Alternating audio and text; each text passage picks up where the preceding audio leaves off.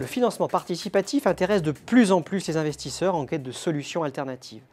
En effet, selon l'étude de Precepta, ces plateformes de crowd equity et de crowd lending s'inscrivent désormais dans des logiques financières plus opportunistes, alors qu'elles étaient initialement portées par des considérations d'ordre solidaire. Il est vrai que ces plateformes trouvent un écho favorable auprès des Français de plus en plus épargnateurs, en raison de taux de rendement potentiels attractifs comparés à ceux des produits d'épargne classiques. Ces plateformes séduisent également les entreprises comme source de nouveaux financements alternatifs, comme le prêt rémunéré ou l'ouverture du capital par exemple. En particulier, pour les TPE et PME très dépendantes des crédits bancaires, ce sont des solutions simples, pratiques, souples et rapides à mettre en œuvre.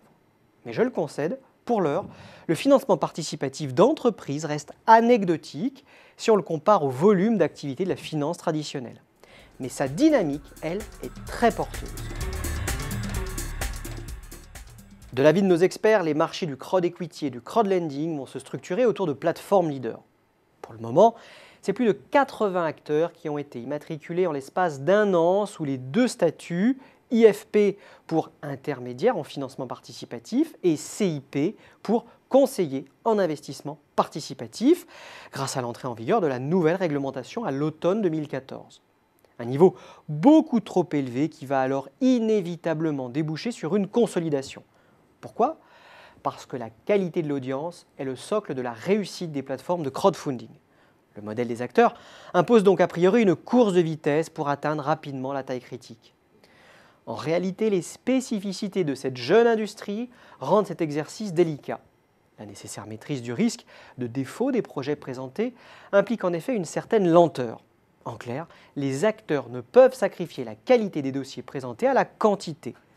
Pour s'imposer, ces acteurs devront alors tout faire pour enclencher de puissants effets de réseau selon l'étude de Precepta, c'est-à-dire étendre leur sphère d'influence et leur notoriété, mais aussi établir la confiance et proposer une expérience utilisateur différenciée.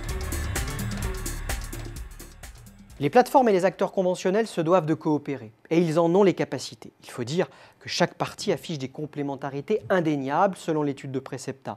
Les plateformes de finances participatives les plus efficaces seront celles qui auront tissé des liens avec un réseau de partenaires.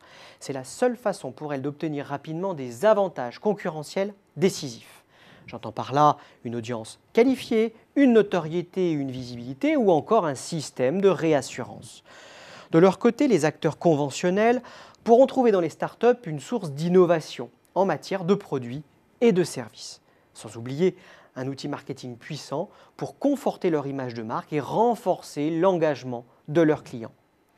On l'aura compris, la finance participative et la finance traditionnelle sont plus complémentaires que concurrentes. Et la coopération entre ces deux mondes est un enjeu stratégique aussi important pour les startups que pour les acteurs conventionnels.